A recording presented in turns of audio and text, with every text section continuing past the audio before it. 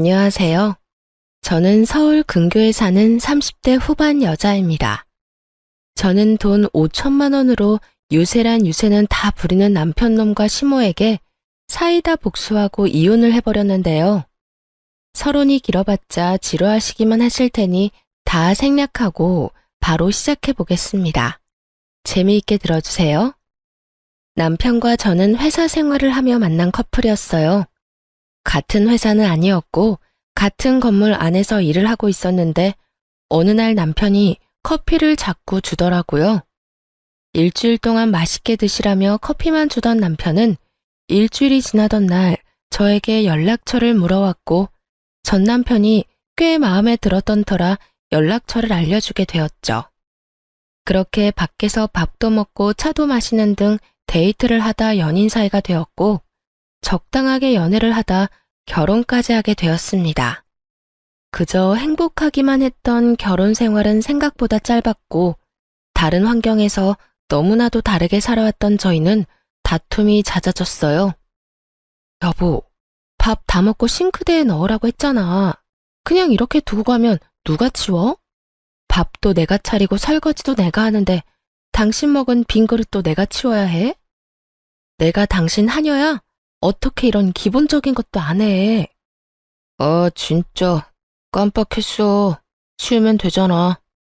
그리고 좋은 말로 그릇 좀 치워. 이 한마디만 하면 안 돼?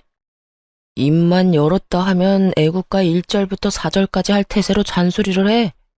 당신 때문에 내 귀가 멀게 생겼다고 하도 잔소리를 해대서. 잔소리가 듣기 싫으면 애초에 잔소리 들을 짓을 안 하면 되잖아. 나라고 잔소리하고 싶어서 하는 줄 알아? 듣는 사람보다 하는 사람이 더 피곤하고 괴로운 게 잔소리라고. 뭘 알지도 못하면서. 이것 봐. 또 말 길어지잖아. 오늘은 좀 그만해라. 이러다 진짜 귀에서 피날 지경이야. 나 피곤하다고.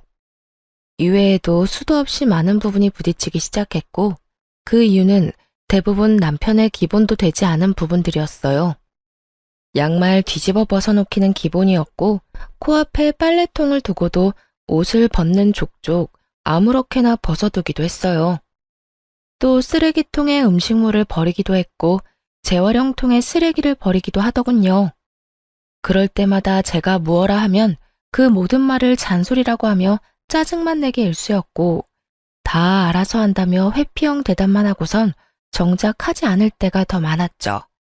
피곤하다는 이유로 청소 한 번, 설거지 한 번을 하지 않는 남편을 보며 이러려고 결혼했나 회의감까지 들기 시작했어요. 가장 어이가 없고 화가 났던 것은 바로 집 유세를 부리는 것이었어요.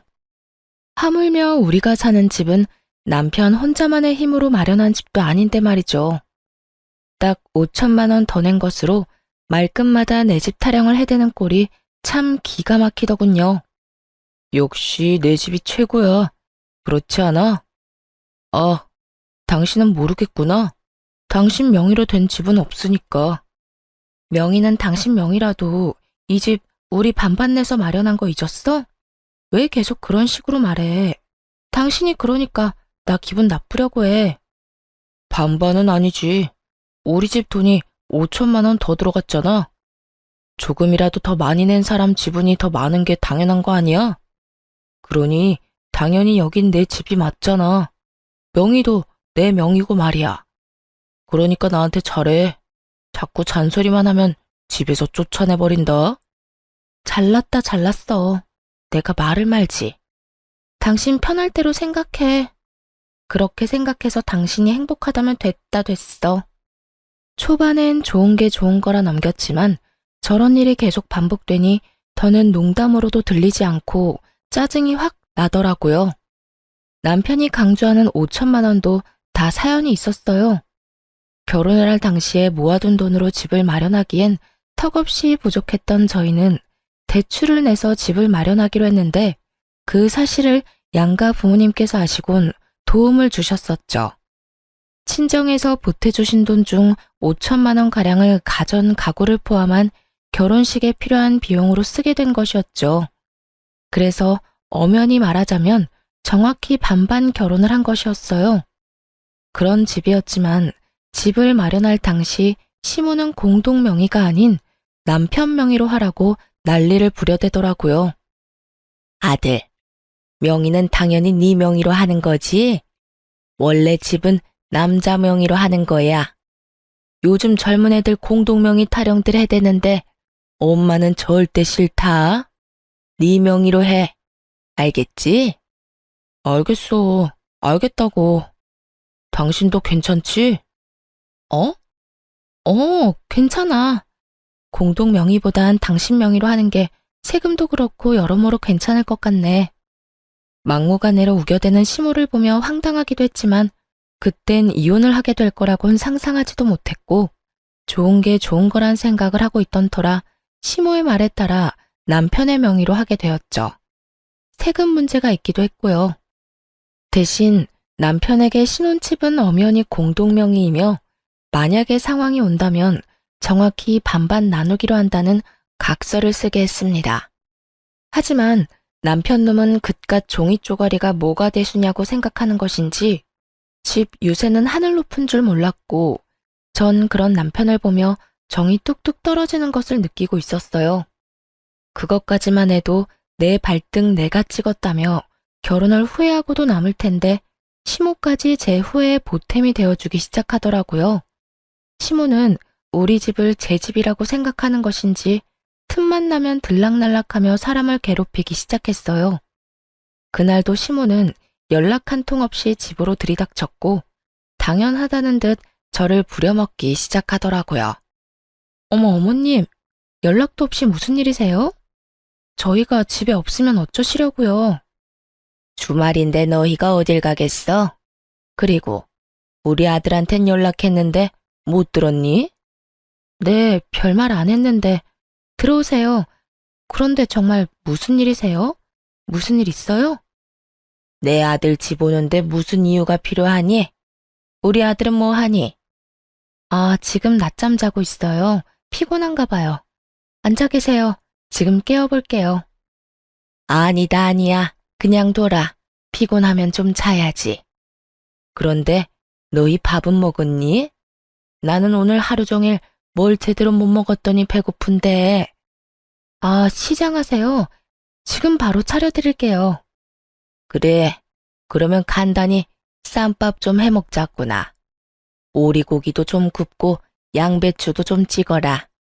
집에 기본적인 쌈은 있지? 시모는 간단이라는 단어의 뜻을 모르는 것이 분명했어요. 물론 시모에게 차려주는 밥상이니 찌개찜은 다시 끓일 생각이었지만 나머진 냉장고에 있는 반찬을 내놓으려 했거든요. 갑작스럽게 집으로 들이닥친 사람이니 그 정도는 이해하겠지 했는데 시모는 간단히 집에 있지도 않은 재료들을 찾고 있더라고요. 어머님, 오리고기는 없고 삼겹살은 있어요. 쌈도 상추 깻잎은 있는데 양배추는 없고요. 너 회사 생활한다고 살림을 아무렇게나 살고 있는 거 아니니? 어떻게 가정집에 그 기본적인 것도 없니? 언제부터 그런 것들이 가정집에서 기본적으로 갖춰야 할 재료들이 된 것인지 알 수가 없더라고요. 그쯤 되니 시모는 그저 저에게 트집을 잡고 싶어 하는 것이 분명해 보였고 최대한 좋게 대하고 싶었던 제 마음이 깨끗이 사라지며 저 역시 지지 않고 시모 말에 대답했어요. 네, 저희 집엔 그런 찬들이 기본은 아니라서요. 그리고 어머님도 아시다시피 냉장고에 이것저것 쌓아두면 뭐 하나요? 신선도만 떨어지고 아차 하는 순간 상해서 버리기밖에 더 하겠어요? 일단 오늘은 그냥 드시고 다음에 연락하시고 오시면 오리고기 준비해 드릴게요. 아, 양배추도요. 그래, 너 잘났다. 잘난 며느리 잘 둬서 밥 한 끼 얻어먹는 게 이리도 눈치가 보이는구나. 그리고 너 아까부터 연락 타령을 해대는데 이 집 엄연히 내 집이기도 하지 않니? 이 집에 들어간 내 돈이 얼만데 아까부터 연락 타령인 거야. 넌 네 집에 갈 때 연락하고 가니? 남편이 누굴 닮아 그 모양인가 싶었더니 시모가 남편과 똑같은 말을 하더라고요. 저는 이번에야말로 확실히 집어줘야겠다는 생각을 했고 시모를 똑바로 바라보며 이렇게 말했어요. 어머님, 이 집이 왜 어머님 집이에요? 엄연히 저희 부부 집이죠. 어머님 돈만 들어간 거 아니고 저희 부모님 돈도 그 못지않게 들어갔어요. 어머님 말씀대로라면 저희 부모님도 이 집에 막 오셔도 되겠네요? 제 말에 시모는 펄쩍 뛰며 이렇게 말하더라고요. 그건 아니지. 이 집 살 때 우리가 5천 더 보탠 거 잊었어? 그러니까 이 집에 대한 권리는 우리한테 더 있다고. 거기에다 이 집 명의도 내 아들 명의인 거 잊었어? 그런 내 집, 내 아들 집에 네 부모들이 왜 와? 내 아들 불편하게. 절대 난 그 꼴은 못 본다. 그 빌어먹을 5천만 원. 할 수만 있다면 시모의 입에다 던져주고 싶은 심정이었어요. 도대체 어느 나라 계산법에 따라 계산을 하면 저딴 결론이 나올 수가 있는 것인지 궁금해지더라고요. 전 다시 한번 정확히 반반 결혼임을 시모에게 말해주었습니다. 그 5천만 원 덜 들어가게 된 것도 이 집에 들인 가전 가구, 저희 결혼에 쓰인 여러 가지에 쓴다고 그렇게 된 거예요. 남편도 동의했고 그중 남편이 쓴 돈도 많고요. 그러니까 엄연히 이 집은 반반 보태서 마련했다고 볼 수 있죠. 그러니 저도 이 집에서 편해야 하지 않겠어요? 남편이 저희 부모님 오면 불편한 만큼 저 역시 어머님이 이런 식으로 오셔서 어머님 집인 양 들쑤시고 다니면 불편하고 힘들어요. 그러니까 연락하시고 오세요. 서로 좀 편하게 살자고요. 시모는 제 말에 얼굴을 붉히기 시작하더니 대바라진 X라는 말을 하고선 집으로 돌아가 버리더군요. 이런 일이 있고 난 후 시모는 저의 말에 잘 따라주더라고요. 너무 잘 말이죠. 시모는 집으로 오고 싶을 때마다 연락을 했고 그 연락의 빈도는 일주일에 5번 정도가 되었죠. 그쯤 되니 매번 거절하는 것도 힘든 상태가 돼버렸고 이리저리 변명을 해도 남편에게 연락을 해서 찾아와 버리더라고요. 그나마 다행이라고 할 수 있는 것은 남편 놈이 평일엔 오지 말라고 해줬다는 것이었어요. 하지만 주말엔 온다는 시모를 막지 않았고 그렇게 부부간의 주말은 없는 것이나 마찬가지였습니다. 시모가 오는 주말은 쉬어도 쉬는 게 아니었어요. 아침 대바람부터 찾아와 저녁 늦게나 돼서 돌아가니 곤욕도 그런 곤욕이 없더라고요.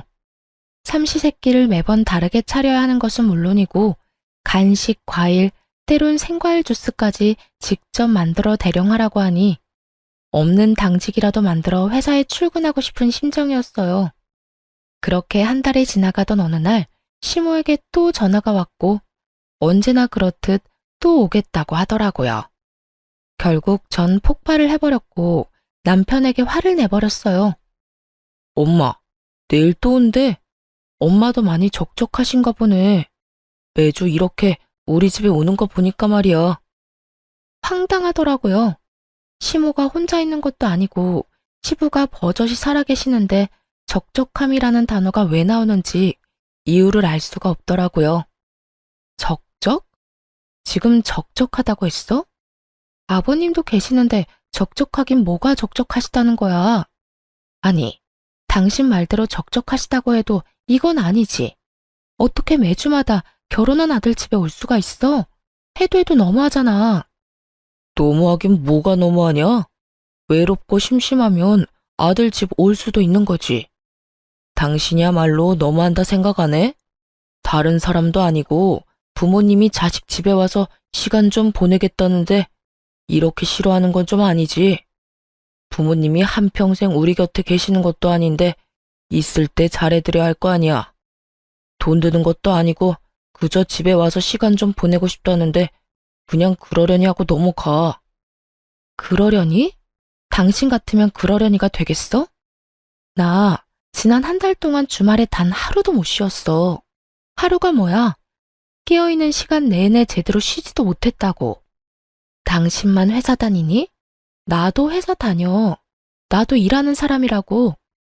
나도 주말에 쉬어야 하는데 어머님 때문에 제대로 쉬지를 못하고 있다고.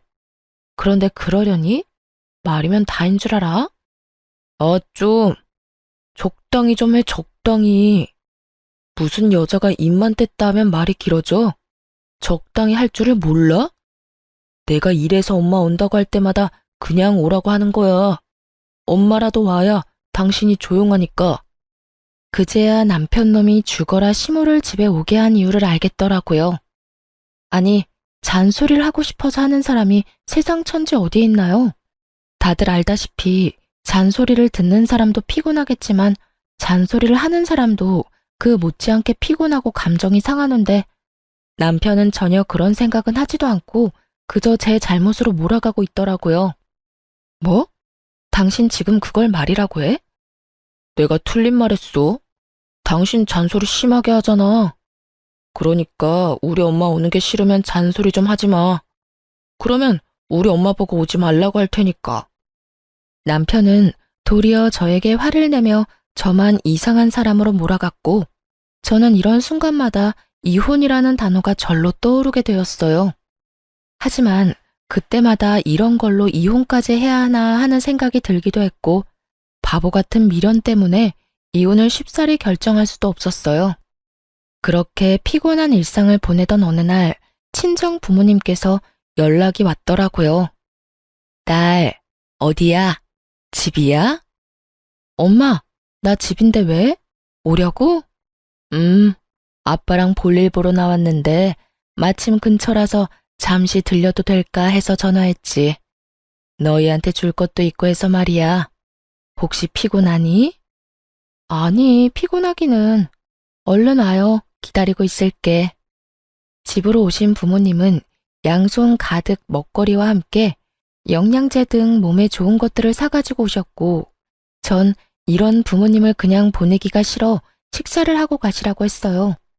부모님도 저희 집에 처음 오셨던 터라 구경도 할 겸 시간을 보내다 가겠다 하시더라고요. 저는 부모님과 대화를 나누는 와중에도 온 신경이 안방에 가 있었어요. 왜냐하면 부모님이 오셨단 걸 뻔히 아는 남편놈이 인사는커녕 안방에서 나오지도 않고 있었기 때문이었죠. 도대체 이게 무슨 경우인가 싶더라고요. 이건 정말 선을 넘는 행동이잖아요. 그래서 전 부모님의 눈치를 살피다 안방으로 들어가게 되었고 방에서 침대에 누워 휴대전화를 보며 낄낄거리는 남편을 보는 순간 화가 머리끝까지 치솟았어요. 당신 지금 뭐해? 우리 아빠 엄마 오는 소리 못 들었어? 들었어. 태연해도 너무 태연한 목소리였어요. 남편은 굳이 길게 말하지 않았지만 그래서 어쩌라고 라는 뒷말이 들리는 듯 하더군요. 전 밖으로 목소리가 새어나가지 않도록 조용히 남편에게 말했어요. 들었으면 나와서 인사는 해야 할 거 아니야? 그 정도는 예의 아니야? 이젠 내가 인사하는 것까지 알려줘야 해? 나 피곤하단 말이야. 그냥 나 잔다고 그래. 깊게 잠들어서 못 깨운다고 하면 되잖아. 정 안 되겠으면 그냥 나 없다고 그래. 내가 아예 안 나갈 테니까. 당신 지금 그걸 말이라고 해?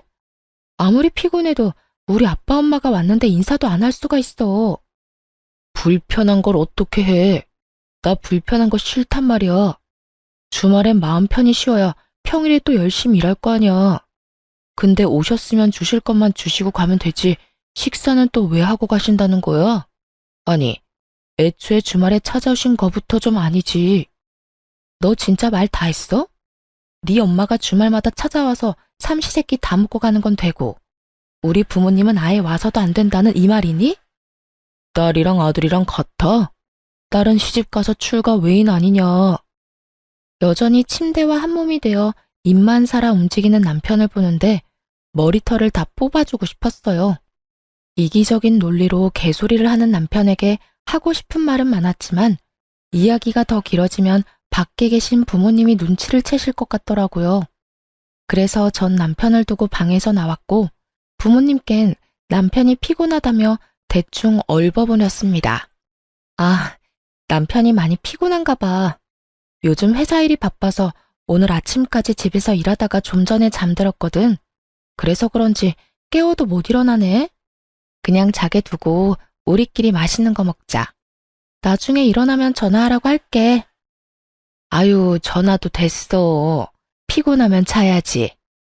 밥이야 맨날 먹는 건데 뭘. 그냥 자게 두고 나중에 일어나고 큰 소리 내지 마. 엄마의 말을 듣는데 부모님께 더욱 죄송해지더라고요. 이때껏 제가 너무 바보처럼 참고 살아 남편이 우리 부모님까지 무시하나 하는 생각이 들기도 했고요. 그렇게 시작된 식사 자리, 마냥 좋을 순 없는 상황이었죠. 저는 저대로 웃고는 있는데 웃는 것이 아니었고 부모님은 부모님대로 눈치를 살피시느라 밥을 씹지도 않고 삼키고 계셨고요. 그렇게 눈코 뜰 새 없이 식사를 마친 부모님은 서둘러 돌아가 버리시고 저는 그간 참아왔던 분노가 터져버렸어요. 당신 진짜 해도 해도 너무한다. 우리 부모님을 무시해도 정도가 있지. 어떻게 진짜 안 나와볼 수가 있어? 당신 이거밖에 안 되는 인간이었어? 내가 뭘 어쨌다고 그래. 내가 피곤하다고 안 나간다고 했잖아. 장인어른 장모님이 뭐라고 하신 것도 아니고 식사 잘하시고 가셨으면 된 거 아니야? 당신이 보기엔 잘 드시고 가신 것 같아? 국 반찬은 그대로 있고 밥만 드시더라. 그 밥도 제대로 씹지도 않고 삼키시고. 딸 집에 처음 왔는데 우리 아빠 엄마가 이딴 취급이나 받고 가셔야 했어? 어쨌든 밥은 다 드셨네. 아예 쫄쫄 굶고 간 것도 아니잖아. 아 진짜 사람 피곤하게 좀 만들지 마. 뭘 잘한 게 있다고 화를 내는 남편 놈을 보며 저 역시 참지 않고 쏘아붙였어요. 내가 어머님 왔을 때 어떻게 했는지 기억 안 나? 나도 피곤하고 힘든데도 삼시세끼 다 해드리고 간식에 과일까지 다 대접해드렸어. 내가 한 만큼 해달라는 것도 아니었잖아. 그냥 나와서 인사하고 밥 한 끼 같이 먹자는 건데 그것도 힘들어? 힘들어. 솔직히 말해서 나 당신 부모님들이랑 마주보고 밥 먹는 거 불편하고 힘들어서 너무 싫다고. 그리고 내가 우리 엄마 왔을 때 그렇게 해달라고 했냐? 당신이 착한 며느리병 걸려서 알아서 다 한 거 아니야? 혼자 미움받기 싫어서 다 해놓고선 이제 와서 왜 나한테 이래? 그렇게 싫었으면 당신도 나처럼 아예 방에서 안 나오면 되는 거잖아. 사랑하는 남자의 부모님이기에 잘 대접하고 싶었던 저의 마음을 착한 며느리병이라고 하더군요. 그런 남편의 비수꽂는 말을 듣는데 제 마음속 무언가가 와장창 깨지는 느낌이 들었어요. 착한 며느리병? 당신 정말 그렇게 생각하고 있었어? 와, 진짜 내가 기가 차서 말이 안 나온다. 난 있잖아. 착한 며느리병도 아니고 칭찬받고자 한 일도 아니었어. 난 그저 내가 사랑하는 남편의 부모님이니까. 내가 힘들고 지쳐도 할 수 있는 것까진 최선을 다해 대접해드리고 싶어서 그랬던 거라고. 그러니까 누가 그렇게 하라고 했어? 앞으로 하지 말라고. 그렇게 힘들고 지치는데 왜 해? 당신 바보야? 바보? 그래, 당신 말이 다 맞네. 내가 바보였네. 알겠어. 그러면 앞으로 나도 당신처럼 어머님이 오든 말든 안방에서 안 나와도 상관없다 이거지? 알겠어. 당신 후회하지 마. 후회는 무슨? 당신이 어떻게 하든 후회 안 할 테니까 앞으로 당신도 내가 어떻게 하든 상관하지 마. 결국 남편은 잠자고 있던 제 코털을 건드렸고 정 결혼하고 처음으로 시모의 방문을 기다리게 되었습니다. 며칠 뒤 기다리고 기다리던 시모에게서 집으로 온다는 연락이 왔고 전 안방 열쇠와 먹거리를 챙겨 안방에 들어가 문을 잠가버렸어요. 네, 저는 남편이 권한 대로 그리고 남편이 제 부모님께 한 그대로 하기로 한 것이었죠. 여보, 엄마 왔어. 나와. 여보, 엄마 왔다니까. 뭐 하는 거야 도대체? 문이 왜 잠겨 있지? 여보, 여보, 여보! 남편은 밖에서 문을 두드리며 소리를 질러댔고 전 휴대전화로 보고 있던 동영상 소리를 최대치로 올려버렸어요. 이게 무슨 소리야? 쟤 지금 방에서 TV 보고 있니? 이게 감히 시어머니가 왔는데 이게 무슨 짓이야? 어디 버르장머리 없게 인사는커녕 얼굴도 안 내밀어. 저게 나를 무시해도 유분수지. 이게 뭐 하는 짓이야?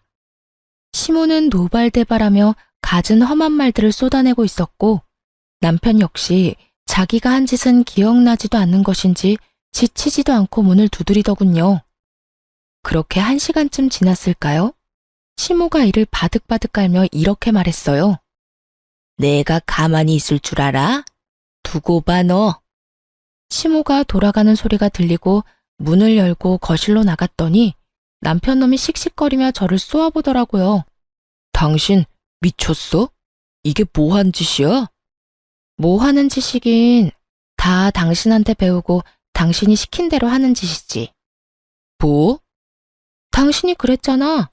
다음에 어머님 오시면 나한테도 안방에서 나오지 말라며. 당신 시킨 대로 한 것뿐인데 왜 화를 내? 그 말을 곧이 곧대로 믿는 사람이 어디 있어? 그냥 한 말이잖아. 그냥 당신 잔소리 듣기 싫어서 아무렇게나 나오는 대로 한 아무 의미 없는 말. 당신한텐 아무 의미 없는 말일지 몰라도 나한테는 아니었어. 그러게 말을 할 땐 생각을 좀 하고 말을 하지 그랬어. 아, 그리고 어머님껜 당신이 잘 말해줘. 나 회사 일로 너무 피곤해서 휴대전화로 TV 보다가 깊게 잠들어서 몰랐다고 말이야. 아니다. 그렇게 문을 두드리고 고함을 질러대는데 너무 말이 안 되나? 그냥 문 따고 들어가니까 기절해 있었다고 그래. 그래서 병원 다녀왔다고 하면 되겠네. 하여튼 좀 부탁할게. 남편은 자기가 한 짓이 그제야 생각나는지 아무 말도 하지 못하고 그저 저를 계속해서 쏘아보더라고요. 그렇게 쏘아보기만 하던 남편놈은 그나마 생각이란 건 있었는지 시모에게 연락을 해 제가 시킨 대로 알고 보니 제가 잠시 혼절해 병원에 다녀왔다고 거짓말을 했고 시모는 믿는 듯 넘어가더군요. 아무래도 아들이 그렇게 말을 하니 의심쩍긴 하지만 믿고 넘어가는 듯 했어요. 믿지 않았다면 진작 연락이 와 노발대발 화를 냈을 텐데 따로 연락이 오지 않을 뿐더러 찾아오지도 않았으니까요. 그렇게 남편과의 신경전이 계속되며 이혼이 가까워지던 어느 날, 한동안 잠잠했던 시모에게서 연락이 왔더라고요. 예, 회사니? 네, 회사예요. 바쁠 테니 본론만 말아마. 집 비밀번호 뭐니? 네? 비밀번호요? 그건 왜요? 왜긴 왜야. 집에 들어가려고 그러지. 그러니까 주인도 없는 집에 왜 들어가시려고 하냐고요. 다름이 아니라 우리 장남이 이혼을 했다지 뭐냐. 아직 네 시아버지는 몰라서 잠시 거기서 지내야 하겠다. 산 넘어 산인 상황이었어요. 힘들게 시모를 못 오게 했더니 이젠 아예 시숙이 와서 살겠다고 하니 산 넘어 산이 아니겠어요? 가족끼리 어려우면 도울 수도 있다고들 하시는데 저 역시 그렇게 생각합니다. 그런데 저딴 시댁 식구를 가족이라고 할 수 있는 것인지 의문인 상황에서 시숙까지 데리고 살아야 한다는 건 말도 안 되는 소리일 뿐더러 절대 용납해서도 안 될 일이었죠. 아무리 상황이 그렇다고 해도 그건 아니죠. 제가 왜 아주버님까지 데리고 살아야 해요? 그것도 저희 집에서요. 얘가 아직도 이러네. 그 집은 네 집이 아니라 내 집, 우리 아들 집이라니까. 그러니까 내 아들이 거기서 지내는 건 어찌 보면 당연한 일 아니니? 그러니까 계속 같은 말 시키지 말고 얼른 비밀번호부터 말하거라. 어머님이야말로 말도 안 되는 소리 좀 그만하세요. 어찌 되었든 전 비밀번호는 절대 못 알려드리니 그런 줄 아시라고요. 됐다. 내 아들한테 물으면 그만이지. 끊어라. 내가 너하고 무슨 대화를 하겠다고 너한테 전화를 했는지. 괜한 시간 낭비만 하고 기분만 상했어. 시모는 전화를 끊어버렸고 불안한 마음에 남편에게 전화를 해보니 다행히도 전화를 받더라고요. 여보, 어머님 연락해와서 우리 집 비밀번호 알려달라고 하면 절대 알려주면 안 돼? 갑자기 이게 무슨 소리야? 우리 엄마가 비밀번호를 알려달라고 한다고? 왜? 아주버님 이혼하셨는데 아직 아버님이 몰라서 한동안 우리 집에서 지낸다잖아. 이게 말이나 돼? 하여튼 당신 비밀번호 절대로 알려주지 마. 알려주기만 해봐. 나 진짜 가만히 안 있어. 틀린 말도 아닌데 왜 이렇게까지 매정하게 굴어. 형이 오갈 데가 없으면 우리 집에서 지내는 게 당연한 거 아니야? 설마 했더니 남편 역시 시모와 별반 다르지 않은 말을 뱉어내고 있더라고요. 오갈 데가 없는 시숙이 왜 우리 집에 살아야 하냐고 따져봤자 돌아올 대답은 뻔했기에 전 그저 제 뜻을 확실하게 전해주기로 했습니다. 뭐? 당신 진짜 미쳤어? 그 집이 당신 혼자 사는 집이야? 그 집, 우리 부부 집이야. 그런 집에 왜 아주버님이 사냐고. 난 싫어. 나 진짜 싫다고 했어. 가르쳐주면 나 진짜 가만히 안 있을 거야. 이거 엄포 아니고 진짜 진심으로 하는 말이야. 내가 비밀번호 알려주면 이혼이라도 하겠다는 말처럼 들린다. 이혼? 왜? 못할 것 같아? 난 그 생각도 충분히 하고 있거든? 그러니까 절대 알려주지 마. 그러든가 말든가 알아서 해. 난 알려줄 테니까. 여기까지만 해도 충분히 화가 나는데 바로 이어지는 남편의 말은 정말 가관이었어요. 이혼? 웃기고 있네. 네가 얼마나 계산적인 여잔데 집을 포기하면서까지 이혼하겠어? 집, 내 명의인 건 알고 있지? 이혼도 네 입에서 나와서 난 위자료 줄 필요도 없고 집 명의도 내 명의라서 이혼하면 넌 한 푼도 못 받아. 그런데도 할 수 있을 거라 생각해? 정말 남편은 저에 대해서 뭘 몰라도 한참 모른다는 생각이 들더라고요. 그 순간 전 비로소 이혼을 결심하게 되었고 마음 준비를 끝내고 집으로 갔습니다. 집에는 예상대로 남편 시숙 시모가 웃으며 TV를 보고 있었고 저를 본 시모는 숨쉬듯 자연스럽게 밥을 하라고 하더군요. 저는 무건수행을 하듯 아무 말도 하지 않은 채 밥을 차렸고 그런 저를 보며 시모는 제가 들으라는 양 큰 소리로 이렇게 말을 하더라고요. 진작 저렇게 고분고분하게 굴었으면 얼마나 좋았을 거야. 구박은 구박대로 받고 일은 일대로 하고 다 자기가 이 사태를 만든 거지 뭐. 하여튼 저리 현명하지 못하니 저 고생을 하는 거 아니겠어? 저래서 회사는 어떻게 다니나 몰라. 시모의 말에 시숙과 남편은 깔깔거리며 웃어댔지만 전 그러거나 말거나 상을 차렸어요. 밥상이 다 차려진 것을 본 세 사람은 누가 먼저라고 할 것도 없이 자리에 앉았고 제가 만든 국과 밥을 먹은 세 사람은 동시에 고함을 질러대기 시작했어요. 이게 무슨 맛이야? 당신 요리하면서 간 안 봤어? 맵고 짜고 이게 다 뭐야? 도저히 먹을 수가 없잖아. 그러게요, 재수씨. 이건 도저히 못 먹겠는데요. 이건 음식이 아니라 테러에 가까워요. 넌 진짜 제대로 하는 게 뭐니? 내 아들한테 이때까지 이딴 음식 해 먹인 거니? 마음보가 고약하면 음식이라도 잘해야지. 뭐 하나 내세울 것도 없으면서 대체 뭘 믿고 시집을 온 건지. 내가 요즘 너만 보면 한숨이 나온다. 그래요. 저는 그들을 위한 마지막 만찬으로 소태밥, 청양고추국, 간장을 들이부은 반찬을 만들어 상을 차렸던 것이었어요. 제발 이거라도 먹고 정신 차리란 뜻이었죠. 세 사람은 저에게 짜증을 내고 있었고 전 숟가락을 신경질적으로 내려놓으며 이렇게 말했습니다. 저라고 뭐 다르겠어요? 어머님은 한숨만 나오겠지만 저는 어머님 보면 화병이 날 것 같다고요. 그리고 이 음식들이 마음에 안 들어도 다 드세요. 마지막 만찬이라 특별히 신경 쓴 거라고요. 마지막 만찬이라니 너 그게 무슨 말이냐? 뭐 무슨 이혼이라도 하겠다는 말이야? 네, 저 이혼하려고요. 그러니 이혼한 두 아들 끌어안고 잘 사세요. 행복하게 잘. 자극적인 음식에 물만 벌컥벌컥 마셔대던 남편놈은 제 입에서 이혼 소리가 나오자 물잔을 내려놓고선 저에게 따져묻기 시작했어요. 당신 진짜 왜 그래? 아까 내 말 다 듣고도 이혼하겠다는 말이 나와? 당신 나하고 이혼하면 땡전 한 푼 없이 쫓겨나는 거랑 마찬가지라고. 그래도 나랑 이혼하겠다는 말이 나와? 그건 네 생각이고 설사 한 푼 못 받는다 해도 난 너랑 이혼할 거야. 더는 너 같은 인간이랑 살고 싶지도 않아. 뭐? 너 같은 인간? 당신 진짜 말 가려가면서 못해? 여기 우리 엄마도 계신 거 몰라? 그렇게 어른 공경할 줄 아는 놈이 우리 부모님 왔을 땐 그따위로 행동했어? 말 가릴 줄 아는 놈이 나한테는 그따위로 말했냐고. 다 네가 하는 대로 돌려받는 줄 알아. 남편은 지은 죄가 있으니 입을 닫아버렸고 시모는 남편이 저에게 밀린다 싶으니 나서기 시작했어요. 아들, 됐다. 그냥 이참에 이혼해버려. 들었지? 당신 엄마도 이혼하라고 하잖아. 그러니까 구질구질하게 굴지 말고 이혼 좀 하자. 너 지금 구질구질이라고 했니? 아무리 본데 없이 컸다 해도 그렇지 어른 앞에 두고 어떻게 그딴 말을 짓거릴 수 있는 거야?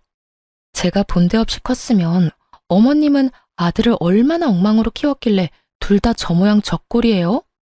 남의 집 귀한 자식 욕하기 전에 어머님 자식 교육이나 똑바로 시키세요. 이혼할 마당에 겁날 것이 없었던 저는 하고 싶은 말을 그냥 다 해버렸고 시모는 이런 저를 보며 화를 내려나 싶더니 이내 입을 다물곤 남편에게 이렇게 말하더군요. 얘 말하는 거 다 들었지 아들? 그냥 이혼해버려. 그렇지 않아도 저딴 며느리 갈아치우고 싶었는데 잘 됐어. 집도 네 명이겠다. 너한텐 이혼이 여러모로 이득이니 그냥 해버리고 좋은 여자 찾아서 재혼이나 하거라. 집 있겠다, 능력 있겠다. 우리 아들 처녀한테 장가갈 수 있을 것이야. 시모의 말에 남편 역시 그렇게 하는 게 좋겠다며 저에게 이혼을 하자고 했고 시숙은 동생이 이혼을 하든 말든 그저 쭉 살 곳이 생겼다며 기뻐하더라고요. 그래, 하자. 누가 이혼하자면 못할 줄 알아? 나도 당신 같은 여자한테 미련 없다 이거야. 불쌍해서 데리고 살아줬더니 고마운 줄도 모르고 당장 이혼해, 당장. 그러면 나 이 집에서 쭉 살아도 되는 거야, 엄마? 아싸, 그렇지 않아도 어디 가서 살아야 하나 걱정이었는데. 그래, 우리 장남. 앞으로 그냥 여기서 살면 돼. 여기 네 동생 명의로 된 네 동생 집이야.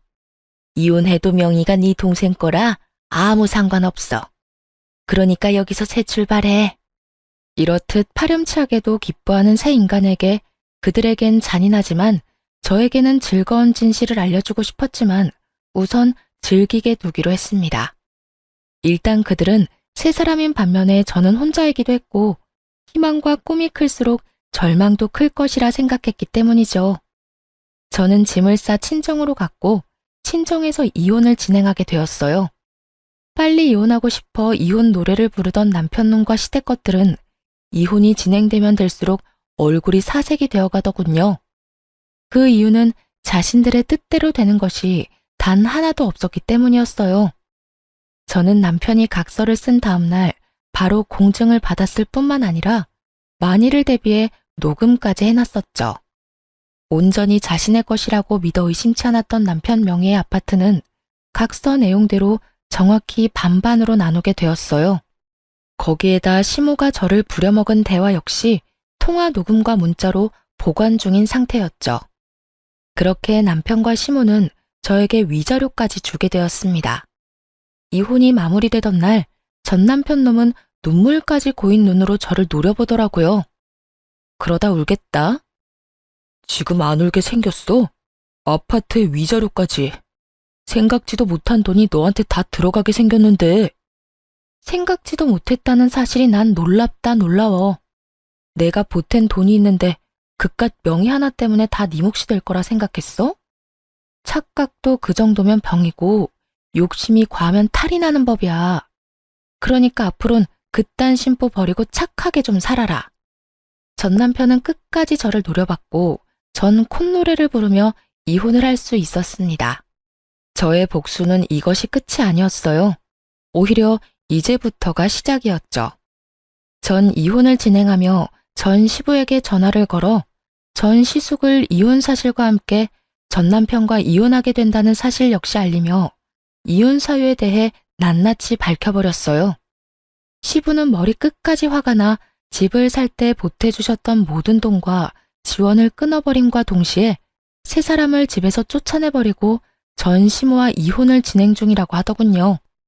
평소에도 전 시부는 전 시모가 아들들 사람에 지나치게 개입하며 며느리들을 괴롭히는 모습을 보며 하지 말라고 여러 번 경고했는데 전 시모는 그 말을 전혀 듣지 않았던 것이죠.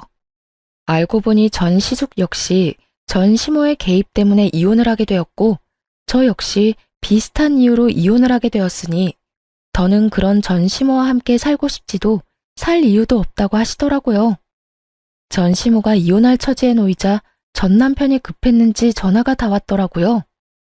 야, 너 진짜 미쳤어. 우리가 이혼했으면 끝난 거지. 왜 우리 아버지한테까지 전화해서 이 사달을 만들어?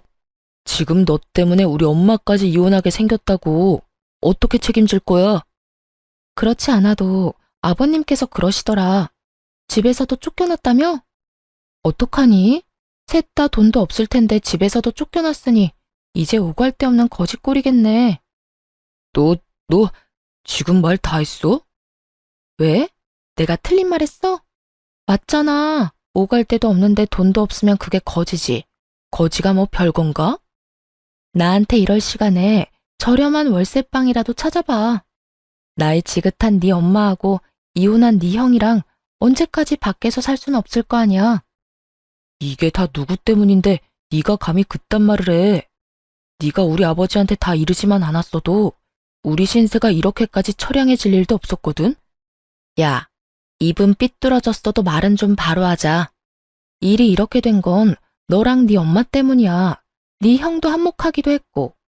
잘못은 너랑 네 가족이 다 해놓고 왜 애먼 사람 잡고 난리야?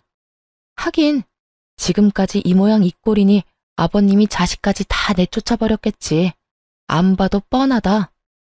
야, 난 더는 너 같은 인간이랑 말씨름하고 싶지도 않거든? 그러니까 전화 끊어. 차단할 거니까 다신 연락도 하지 말고. 오고 가다 마주쳐도 아는 척도 하지 말자 제발. 저는 전화를 끊고 차단을 해버렸습니다. 그 후 전 남편과 전 시모, 전 시숙은 단칸방을 얻어 들어갔다고 하더라고요.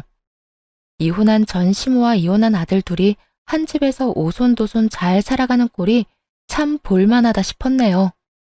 이혼을 하고 난 후 친한 회사 동료들은 저에게 이혼 사유를 물어왔고 전 숨기지 않고 모든 사실을 말해주었어요. 제가 잘못한 것도 아니었기에 굳이 숨기고 싶지도 않더라고요. 소문은 빠르게 퍼져나갔고 결국 사람들의 손가락질을 버티지 못한 전 남편은 사표를 쓰고 회사를 그만두게 되었다는 이야기가 들려왔어요. 이젠 회사까지 그만두면 다신 볼 일이 없을 거라 생각했는데 회사를 그만두는 날 전 남편이 저를 찾아왔더라고요. 야, 너 진짜 이렇게까지 해야 했어? 내가 뭘? 네가 소문냈잖아. 우리가 왜 이혼하게 됐는지. 아름다운 이별 몰라? 끝까지 이렇게 더럽고 치사하게 굴어야겠어? 아름다운 이별 같은 소리 한다. 너는 아름다운 이별이 하고 싶어서 아파트 혼자 다 가지려고 했어? 그것도 너 혼자 산 집도 아니고 반반 보태서 마련한 집을? 양심이 없어도 적당히 없어야지. 다 네가 지은 죄값, 네가 다 받는 거라고 생각해. 그리고 소문 중에 틀린 말도 없었잖아. 안 그래? 틀린 말은 없었어도 그렇게까지 다 말할 필요는 없었잖아. 그냥 성격 차이라고 해줄 수는 없었어? 그래도 우리가 살았던 정이 있는 건데 이렇게까지 나를 끝까지 몰고 가야만 했었냐고. 난 그저 묻길래 있는 사실 그대로 말해준 것뿐이야. 그리고 소문이 어떻듯 당신 당당했잖아. 당신은 이혼하는 그 순간까지 나한테 잘못한 거 없다고 했던 사람이야. 그런 사람이 이제 와서 사람들이 욕하고 손가락질하니까 부끄럽긴 한가 보다. 잘못된 행동이란 걸 느끼기는 하는가 봐. 아니거든. 난 여전히 내가 잘못했다고 안 생각하거든. 그래? 그렇게 생각해서 당신 마음이 편하다면 그렇게 생각해. 이젠 난 당신이 어떻게 생각하든 아무 상관도 없는 사람이니까. 그러면 난 바빠서 이만 가볼게. 이젠 다신 마주치지 말자. 돌아서는 제 뒤로 남편의 험한 말들이 들려왔고 전 머리 위로 가운데 손가락을 보여주며 대답을 대신했습니다. 그 한 방에 제 모든 울분이 날아가는 기분이 들더군요. 그 후 전 남편을 포함해 전 시댁 식구들의 소식은 들을 수 없었으나 어떻게 지낼지는 뻔했기에 굳이 알고 싶지도 않았어요. 그렇게 전 다시 화려한 싱글이 되었고 시간은 빠르게 흘러 이혼을 한 지 3년이 되었네요. 전 여전히 회사 생활을 하며 잘 지내고 있습니다. 요즘엔 여러 모임에 참석해 사람들과 즐거운 시간을 보내며 이혼의 아픔을 점점 잊어가고 있는 중입니다. 남편에 대한 미련은 없다고 하나 이혼을 마음먹게 되었던 과정부터 이혼을 하게 되는 과정까지 너무 힘든 일의 연속이었기에 처음엔 참 많이 힘이 들더라고요. 멍청하게도 그 모든 게 제 탓인 것만 같은 순간들이 있기도 했고 후회스러운 날들이 있기도 했어요. 그야말로 기분이 롤러코스터를 타는 날들이었어요. 하지만 그런 날들은 길지 않았고 전 이제 그런 못난 생각들을 더는 하지 않습니다. 저의 잘못이 전혀 없었다고는 생각하지 않지만 언제나 원인은 전 남편이었고 나름대로 문제를 해결하기 위해 노력해왔다고 생각하니까요. 그래서 이젠 후회도 하지 않고 모든 걸 훌훌 털어내고 제 삶을 위해 살아가고 있어요. 요즘처럼 제 삶에 만족하며 지냈던 적이 없었던 것 같아요. 매 순간 매 시간이 소중하게 느껴지기도 하고 가끔씩 찾아오는 적막을 오롯이 즐기며 지내기도 하고요. 요즘엔 이혼이 내가 한 결정 중에 가장 잘한 결정이라고 느낄 만큼 행복하게 잘 살고 있어요.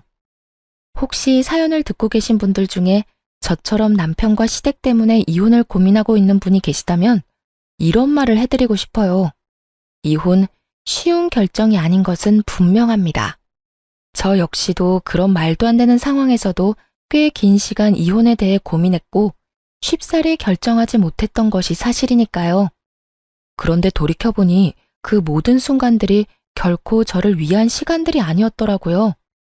그 시간들은 제 영혼을 갉아먹는 시간들이었고 그 모든 순간이 그저 괴롭기만 한 지금은 떠올리기도 싫은 나쁜 기억일 뿐이었어요. 그러니 여러분, 자신을 괴롭히지 말고 현명한 선택, 옳은 선택할 수 있길 제가 응원하겠습니다. 여러분도 제 행복을 위해 응원해 주실 거죠? 저는 이만 물러가 보겠습니다. 긴 시간 들어주셔서 감사합니다.